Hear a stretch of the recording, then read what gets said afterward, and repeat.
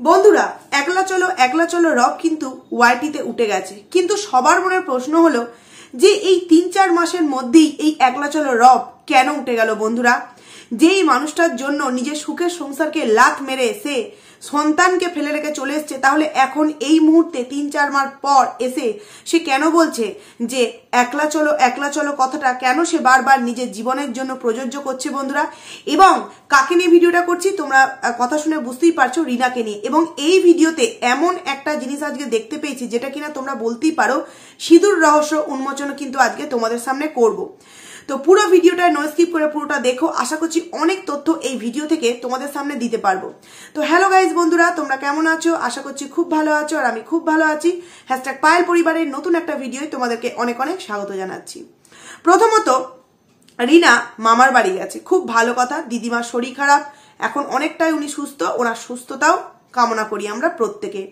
সেখানে একটা জিনিস বড্ড বেশি অদ্ভুত লাগছে যে দাদা চলে গেছে, একটা পার্মানেন্ট কাজ পেয়েছে কোথাও একটা তোমার কোন একটা ডক্টরের বাড়িতে তোমার গাড়ি চালাবার পার্মানেন্ট কাজ পেয়েছে, তো সেখানে চলে গেছে। বৌদি যথারীতি বাপের বাড়ি আছে, মাও তার বাপের বাড়ি আছে, তাহলে বাড়িতে তার বাবা আছে, এবং বাবা যথেষ্ট কিন্তু রান্না বান্না, বাসন মাজা, নারকোল পাতা, চাঁচা সমস্ত কিছু থেকে কিন্তু একদম এক্সপার্ট। তাহলে মেয়ে কেন এই তাড়াতাড়ি তাড়াহুড়ো করে বাড়ি চলে এলো? বন্ধুরা, তাহলে কি মানে এই যে কাছাকাছি বাড়ি এবং শ্বশুর বাড়ি, এই যে একটা ডিস্টেন্স আমাদের সামনে যেটুকুনি যা ভিডিও করছে সেটুকুনি তো করছি, তার পরবর্তী সময়টা বাদবাকি সময়টা সে হয়তো দাঁত ফোগলার সাথে গিয়ে সংসার জীবনযাপন করছে। না হলে এত তাড়াহুড়ো করে বাড়ি আসার কি কোনো রকম কোনো মানে হয় বন্ধুরা?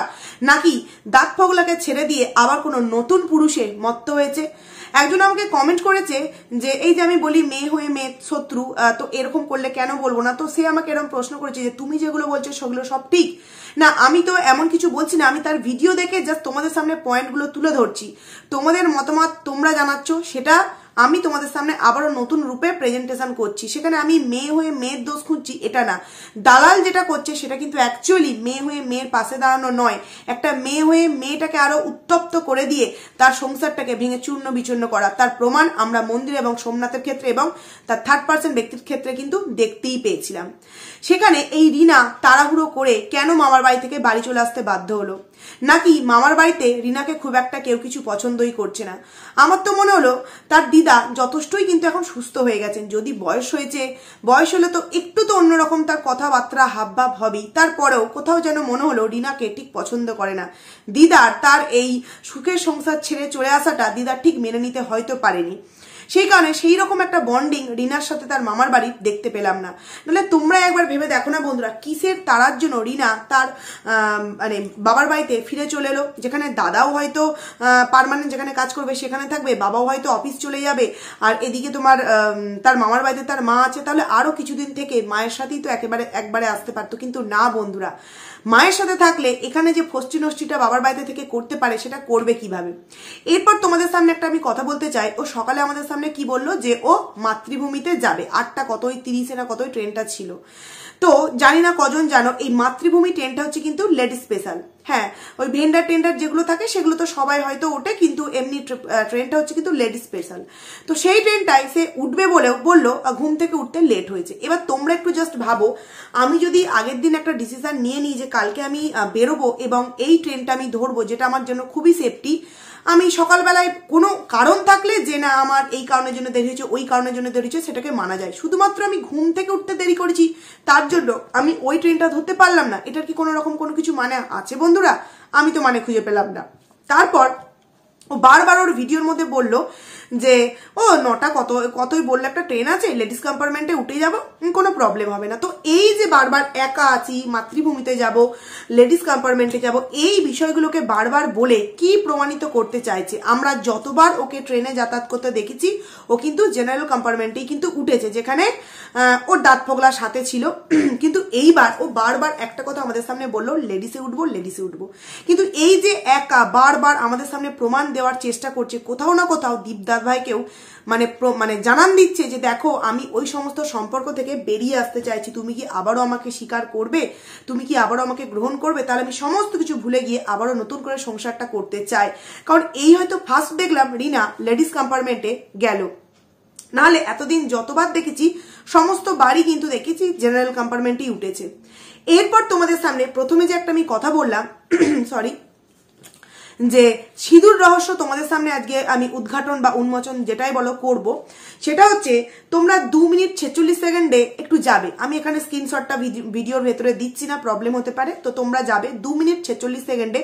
ওখানে গিয়ে দেখবে যখন তোমার কৃষ্ণনগর থেকে উঠলো, মানে ওর মামার বাড়ি থেকে যখন ট্রেনে উঠলো, ওর সিঁথিতে কিন্তু কোনো সিঁদুর ছিল না, কোনো সিঁদুর ছিল না, নর্মাল, কোনো সিঁদুর টিঁদুর ছিল না, নর্মাল। ট্রেনেও যতবার দেখলাম খুব ভালোভাবে দেখলাম, কোনো সিঁদুর ছিল না। যখন কৃষ্ণনগর থেকে শিয়ালদা স্টেশনে নামলো এবং শিয়ালদার ট্রেনে উঠলো এবং হাসনাবাদে নামলো, ওই জার্নিংটার মধ্যে কিন্তু ওর কপালে তোমরা খুব সুন্দরভাবে গেলে দেখতে পাবে সিঁদুর আছে। মানে আমি একটা মোটামুটি টাইম বলছি, তোমরা আমি লিখে রেখেছি 4 মিনিট 26 সেকেন্ডে। তোমরা প্রথমে 2 মিনিট 46 সেকেন্ডে যাবে, দেখবে কোনো সিঁদুর টিঁদুর কিচ্ছু নেই। মানে যখন কৃষ্ণনগর থেকে ট্রেনে উঠলো, তারপরে কৃষ্ণনগর থেকে ট্রেন থেকে নেবে যখন তোমার শিয়ালদা স্টেশনে নামলো এবং তারপর যখন হাসনাবাদ আসবে বলে ট্রেনে উঠলো, তখন কিন্তু দেখবে 4 মিনিট তোমরা 26 সেকেন্ড বা ওর মাঝামাঝি আশেপাশের টাইমেও কিন্তু তোমরা দেখতে পাবে রিনার কপালে কিন্তু সুন্দরভাবে সিঁদুর পরা আছে। তাহলে এই যে মামার বাড়ি থেকে বেরোনো হলো, কোনো সিঁদুর কপালে নেই, অথচ ট্রেনে উঠে দেখলাম সুন্দরভাবে সিঁদুর পরা আছে। তাহলে এই ট্রেনের মধ্যে সিঁদুর পরার রহস্যটা অ্যাকচুয়ালি কি? ট্রেনে কি কেউ ছিল যে কিনা নিজের হাতে সিঁদুরটা পরিয়ে দিয়েছে যে কেন তুমি, আমাদের তো বিয়ে হয়ে গেছে, তুমি কেন সিঁদুরটা পরবে না? নাকি এখানে লোক যেহেতু জানে যে ও বিয়ে হয়ে গেছে এবং সিঁদুর পরছে, সেটা যেহেতু জানে সেই কারণে সিঁদুরটা পরে নিল যে সামনেই তো দাঁত পোগলা দাঁড়িয়ে থাকবে আমার সাথে দেখা করার জন্য বা আমার সাথে আমার বাড়ি যাওয়ার জন্য, সেই কারণে সিঁদুরটা আমি পরে নিই।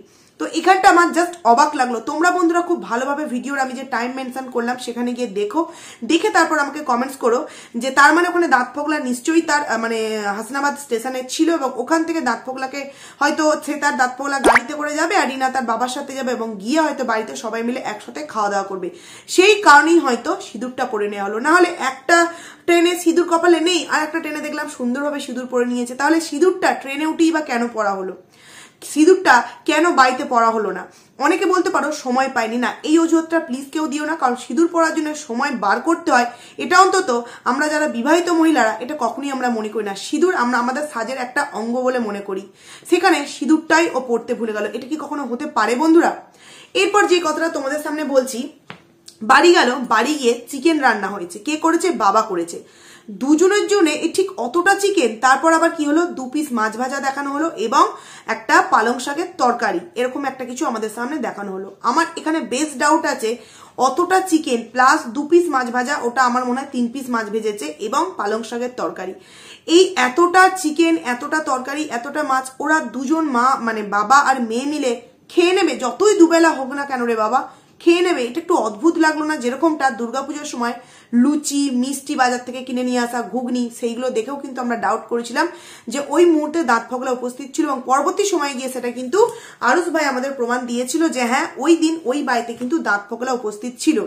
এবার তোমরা একটা কথা জাস্ট ভাবো, বাড়িতে কেউ নেই, বৌদি নেই, দাদা নেই, মা নেই, বাবা যথারীতি কাজে বেরিয়ে যাবে, অটো নিয়ে বেরিয়ে যাবে, ভাড়া বেরিয়ে যাবে, সেখানে রিনা এবং দাঁত ফোগলা থাকলে অ্যাকচুয়ালি কি ঘটনা ঘটাতে পারে তোমরা আশা করছি বুঝতেই পারছো। মানে কতটা নোংরা মেন্টালিটির মানে মানুষেরা, বুঝতে পারছো তোমরা? একবার সিঁদুর ট্রেনের মধ্যে একবার দেখা যাচ্ছে পড়ছে না, একবার দেখা যাচ্ছে সিঁদুর পড়ছে, কিছু তো একটা মানে ঘটনাকর বিষয় আছে যার জন্য সে এই ধরনের জিনিসগুলো করছে। এরপর ও যে আজকের কথাটা বললো যে একলা চলা শিখতে হবে, একলা যদি এই মানে এই জগতে যদি তুমি একলা না চলতে পারো তাহলে তোমার কেউ দাম দেবে না। বিশেষত আমি এই 2-3 মাসে খুব ভালো করে বুঝে গেছি। এই যে 2-3 মাস কথাটা বললো, এই 2-3 মাসে মানে ও ওর শ্বশুর বাড়ি ছেড়ে বাপের বাড়ি এসছে। বাপের বাড়ি এসছে ও তো সুখে শান্তিতে সংসার করার জন্য, যে ও স্বাধীন ছিল না, ও পরাধীন ছিল তার শ্বশুর বাড়িতে গিয়ে। শ্বশুর শাশুড়ি তার হাজবেন্ড অত্যাচার করতো তার উপর, তাহলে সে তো সমস্ত কিছু থেকে বেরিয়ে এসে নিজের সংসার নিজের মন মতো মর্জি মতো সংসার করছে, খাচ্ছে দাচ্ছে ঘুরছে ফিরছে, কেউ কিছু বলার নেই। তাহলে এখানেও কেন এখন সে বলছে যে এই 3-4 মাসে বুঝে গেছে যে নিজের পায়ে নিজেকে আগে দাঁড়াতে হবে, নচেত তার কদর কেউ করবে না। এই কথাটা 2-3 মাসে কি করে বুঝলো বন্ধুরা? তার মানে ও যার ভরসায় এসছিল, মানে দাঁত ফোগলার ভরসায় যে ও নিজের সুখের সংসার ছেড়ে দিয়ে এই দাঁত ফোগলার হাত ধরেছিল, নিশ্চয়ই বুঝতে পেরেছে যে না এই ছেলেটা আমার জন্য সঠিক ছেলে নয়, একেই আমাকে টানতে হবে, এরই খোরপোশ আমায় দিতে হবে, সেখানে ও কিনা আমার দায়িত্ব নেবে, এটা কিন্তু কখনোই সম্ভব নয়। দেখো বন্ধুরা, যদি ও সন্দীপ দাকে পিঞ্চ করে কথাটা বলতো তাহলে বলতো যে 5 বছরে খুব ভালো করেই বুঝে গেছি যে নিজেকে তৈরি করতে হবে, না হলে এই জগতে কেউ দাম দেবে না। ও কিন্তু টাইম মেনশন করলো কতদিনের, 2 থেকে 3 মাস। 2 থেকে 3 মাস মানে ওর বাবার বাড়ি আসার পরের কথা বললো। তাহলে 2 থেকে 3 মাসে বাবা মা নিশ্চয়ই খাওয়ার খোটা দেয়নি, দাদা বৌদি নিশ্চয়ই দেয়নি, তাহলে দিয়েছে কে? এই দাঁত ফোগলা।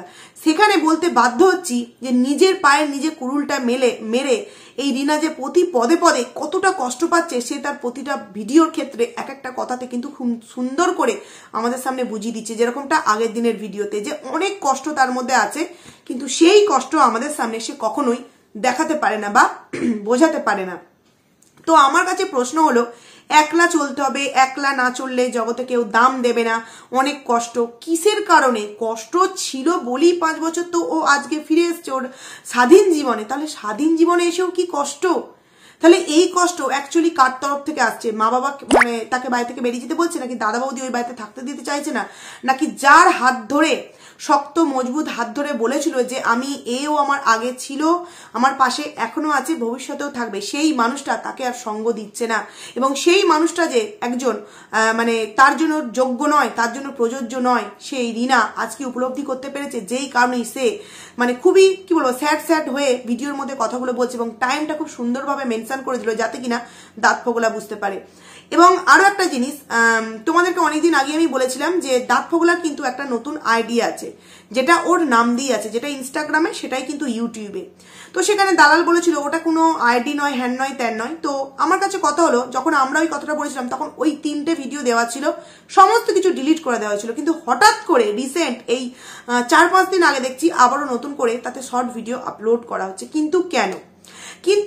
সে নিজে বলেছিল যে আমি চাই না আমার মানে আমি কাউকে বিক্রি করে, যখন দালাল একটা কল রেকর্ডিং শুনিয়েছিল তখন বলেছিল যে আমি চাই না ও ইউটিউবে কাজ করুক, সেই টাকা দিয়ে আমি সংসার চালাতে। ওর যদি ইচ্ছা করে, ওর যদি ওটাকে মানে নিজের কি বলবো শখ হিসেবে নেয় তো ইউটিউব করতে পারে, কিন্তু কখনোই টাকা ইনকামের জন্য আমি ওকে ফোর্স করব না। তাহলে নিজে আজকে কেন ওয়াইটিতে এসে শর্ট ভিডিও দিতে হচ্ছে? তাহলে কি বইয়ের টাকাতেও এখন হচ্ছে না, মানে গার্লফ্রেন্ডের টাকাতেও হচ্ছে না, নিজেকেও এখন ওয়াইটি প্ল্যাটফর্মে এসে বউ মানে গার্লফ্রেন্ডকে বিক্রি করে টাকা ইনকাম করতে হবে, যেরকম কিনা সন্দীপ দা করতো নিজের বউকে বিক্রি করে? এখানে অনেক রকম প্রশ্ন কিন্তু আমি আমার বন্ধুদের সামনে রাখলাম, আশা করছি বন্ধুরা বুঝতে পারবে আমি অ্যাকচুয়ালি কি বোঝাতে চাইছি। কেন রিনা আজকে নিজেকে একা একা বলে মনে করছে? কেন রিনা মামার বাড়ি থেকে এরকম তড়িঘড়ি করে চলে এলো? গেছে তো মাত্র 2 দিন, থাকতেই পারতো, এত দিন পর মামার বাড়ি গেছে, কত রকম ঘটনা তার জীবন দিয়ে ঘটে গেছে, সেই সমস্ত আলাপ আলোচনা করতে করতেই তো প্রায় 2-3 দিন মানে কেটে যাওয়ার কথা। সেইখানে একদিন এক রাত মানে যেতে না যেতেই ও বাড়ি চলে এলো। মানে আমাদের সামনে আজকে ভিডিওটা দিচ্ছে, মানে কালকে যথারীতি ও বাড়ি চলে এসছে, মানে মাঝখানে ছিল একটা রাত। কি মানে এমন মামার বাড়ির সাথে সম্পর্ক যে মা রইলো, দাদা কাজে চলে গেল তার প্রয়োজনে, কিন্তু রিনা মামার বাড়িতে এক রাতের বেশি ঠাঁই কেন পেল না বন্ধুরা? কেন সে ওই বাড়িতে এক রাতের বেশি ঠাঁই পেল না? তার উত্তর কি রিনার যারা খুব মানে সুনাম করে তাদের কাছে আছে? বাড়িতে এসে সে করবেটা কি? বাবাও তো কাজে বেরিয়ে যাবে। 9 মিনিট 47 সেকেন্ডে রিনা বলছে যে কারোর উপর ভরসা করে থাকলেই ব্যাস হয়ে গেল। মানে এখানে তোমরা জাস্ট একবার ভেবে দেখো যে যদি কারোর উপর ভরসা বলতে এখানে সন্দীপদার কথা বলতো, তাহলে কিন্তু বলতো 5 বছরের কথা, যে 5 বছর তো ভরসা করে দেখেছি, কত কিছু জীবনে উন্নতি করতে পেরেছি। কিন্তু সে সেটা না বলে কি বললো, কারোর ওপর ভরসা করে যদি থাকো তাহলে তো ব্যাস হয়ে গেল। মানে ও ভরসা করেছিল, ওর ওই দাঁত ফোগলা বয়ফ্রেন্ডের কাছেও ভরসা করেছিল, সেই কারণবশতই ও কিন্তু সুখের সংসার ছেড়ে দিয়ে চলে এসেছিল। কিন্তু এখন সে নিজে রিয়েলাইজ করতে পারছে যে না, এই সময়টা মানে এই যে সময়ে আমি যে ঘটনাটা ঘটিয়েছি সেটা আমি খুবই ভুল করেছি। কিন্তু কি করবে, না পারবে ফেলতে, না পারবে গিলতে। সে এখন সন্দীপদার কাছে ফিরে যেতেও পারবে না এবং যাওয়ার কথা মুখ ফুটে বলতেও পারবে না, কারণ সে কিছুদিনের মধ্যেই এমন কিছু স্টেপ বা এমন কিছু গুরুত্বপূর্ণ সিদ্ধান্ত নিয়ে নিয়েছে যেটা তার হয়তো অনেকটা ভেবেচিন্তে নেওয়াটা উচিত ছিল। তো আস্তে আস্তে তোমরা বন্ধুরা দেখতে পাবে রিনা নিজেই হয়তো কোনো একদিন নিজের মুখে বলবে যে আমি যে ঘটনাটা ঘটিয়েছি সেটা সত্যিই আমার ভুল হয়েছে। সেই দিন খুব শীঘ্রই কিন্তু আসতে চলেছে। আরো একটা বিষয় আমি এই ভিডিওতে ক্লিয়ার করবো, কারণ কি রিনার কমেন্ট সেকশনে দেখলাম এই কমেন্টটা অনেক এসছে এবং তার নিচে অনেকটা লাইক পড়েছে। দেখো, যেটা মিথ্যা সেটা কখনোই সত্য বলে প্রমাণিত করতে আমি চাই না, আর যেটা সত্য সেটা কখনোই মিথ্যা বলে প্রমাণিত আমি কিন্তু আমার ভিডিওতে করতে চাই না। এটা যারা আমার ভিডিও দেখে তারা বুঝে গেছে। অনেকেই দেখলাম কমেন্টস করেছে রিনার ভিডিওতে যে তুমি বাড়িতে এসে বললে যে সেই সকালবেলা মামার বাড়িতে লিকার চা খেয়েছি, তারপর এই বাড়িতে এসে আমি দুধ চা খাচ্ছি, একটা নেশা, চা খাওয়াটা একটা নেশা। তো সেখানে অনেকেই কমেন্ট করেছে দেখলাম, তুমি মিথ্যে কথা বলছো কেন, তুমি তো মধ্যমপুর স্টেশনে নেবে তুমি চা খেয়েছো। মানে ও ভিডিওর মধ্যে বলেছে যে মধ্যমপুর স্টেশনে কিন্তু চা খেয়েছি, এরকম একটা কথা।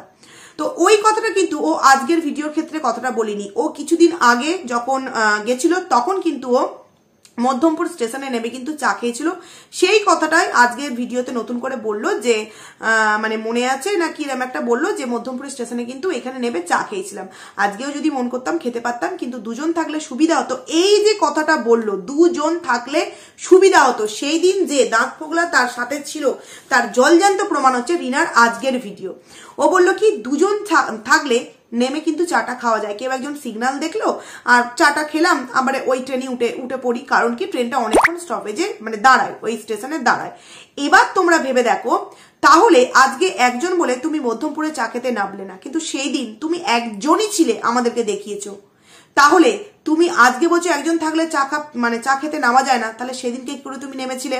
তারপরে সেদিনকে তোমার সাথে কেউ ছিল, ওখানে দাঁড়িয়ে তোমরা চাটা খেয়েছো, তারপর আবার ওই ট্রেনে উঠে কিন্তু তোমরা বাড়ি এসছো, বা ওই দিনকে ওই ট্রেন বা তার পরের ট্রেন তোমরা মিস করে ওখানে দাঁড়িয়ে আনন্দ মজা গল্প গুচ্ছ আরো অনেক কিছু আদার্স অনেক কিছু করে তারপর কিন্তু ট্রেন ধরে ও বাড়ি ফিরেছিল। কারণ কি, যখন আমরা আগের ভিডিও দেখেছিলাম ও ট্রেন থেকে নেমেছিল সূর্য আছে, মানে এখনো সূর্য তখনো পর্যন্ত কিন্তু ডোবেনি, আর যখন ও বাড়ির পথে সাইকেল নিয়ে যায় তখন ঘোর অন্ধকার হয়ে গেছিল, মানে মিনিমাম তো 7টা সাড়ে 7টা বেজে গেছিল। তাহলে ওই মাঝের টাইমটা ছিল কোথায়? রিনার আজকের ভিডিও বন্ধুরা অনেক কিছু প্রমাণ করে দেয় যে রিনা কত বড় মিথ্যেবাদী। আজকে নিজের মুখেই বলছে স্টেশনে নেবে একা চা খাওয়া যায় না, মানে ট্রেনটা দাঁড়ায় তবুও একজন সিগন্যাল দেখলো একজন চাটা আনলো সুবিধা। তাহলে সেদিনকেও তো তুমি আমাদের সামনে একা ছিলে, এটাই দেখিয়েছো। তাহলে সেই দিনকে তুমি নেমে কিভাবে চাটা খেলে? তার মানে তোমার সাথে কেউ তো একজন ছিল, যেটা আমরা বলেছিলাম। দেখো বন্ধুরা, প্রমাণ সবসময় তোমাদের সামনে যে পুরো একদম ছবি সমেত স্ক্রিনশট সমেত প্রমাণ দিলাম তবেই তোমরা সেটাকে বিশ্বাস করবে, নচেত বিশ্বাস করবে না, এটা কিন্তু ভুল। তোমরা জাস্ট আমরা যে কথাগুলো বলি সেই কথাগুলোকে ভিডিও টু ভিডিও একটু মিলিয়ে দেখো, কথাগুলো কিন্তু আমরা সত্যিই বলি, এতটাও মানে এদিক ওদিক করে বলি না, যাতে এই ধরনের কমেন্টস গুলো আছে যে একটা মেয়ে হয়ে একটা মেয়ের নামে নিন্দে কি করে করতে পারো। একটা মেয়ে হয়ে যদি একটা 3 বছরের সন্তানকে সারা জীবনের জন্য কষ্ট দুঃখ দিতে পারে, সেই জায়গায় একটা মেয়ের কুকর্মকে আমরা কেন সাপোর্ট করব? একজন মেয়ে বলে এটা কখনোই পারবো না। সে যে ঠিক কাজটা করেছিল, যতদিন সে ঠিক ছিল ততদিন তার হয়েই ভিডিও করেছি, কিন্তু সে জবে থেকে শুনলাম যে সত্যিই সে ভুল কাজ করেছে, তখন থেকে তাকে নিয়ে কিন্তু নেগেটিভ ভিডিও ছাড়া পজিটিভ ভিডিও করতে কিন্তু একটাও মন যায়নি। কারণ কি, সে এত তাড়াতাড়ি সিদ্ধান্ত নিয়েছে যে সেই সিদ্ধান্তে আজও পর্যন্ত কখনোই তার জীবনের উন্নতি হয়নি, অবনতি হয়েছে বই কিন্তু উন্নতি হয়নি। এবার তোমরাই ভাবো বন্ধুরা, সিঁদুর রহস্যটা অ্যাকচুয়ালি রিনা কেন আজকে আমাদের সামনে এইভাবে তথ্য তুলে ধরলো, এবং কেনই বা বললো যে কারোর উপর ভরসা করে থাকলে ব্যাস হয়ে গেল, জীবনে একা চলতে শিখেছি, বিশেষত এই 2-3 মাসে। মানে কি, সে যার হাত ধরে এসেছিল সে কি পুরোপুরি একদম বলে দিয়েছে যে না, তুমি যদি তোমার টাকা ইনকাম করে আমার হাতে তুলে দিতে পারো তবেই তোমাকে আমি স্বীকৃতি দিয়ে বাড়িতে নিয়ে আসবো, নচেত তোমার আমার জীবনে কোনো জায়গা নেই? এটাই কি আসল রিজন বন্ধুরা? তো যাই হোক বন্ধুরা, অনেকটা কথা বললাম, তোমরা প্লিজ কমেন্টস করে জানিও যে যেই কথাগুলো বললাম সেই কথাগুলো ঠিক বললাম না ভুল বললাম। খুব তাড়াতাড়ি তোমাদের সামনে নতুন একটা ভিডিও নিয়ে আসছি, ততক্ষণে তোমরা কিন্তু খুব ভালো থেকো। তো চলো, টাটা।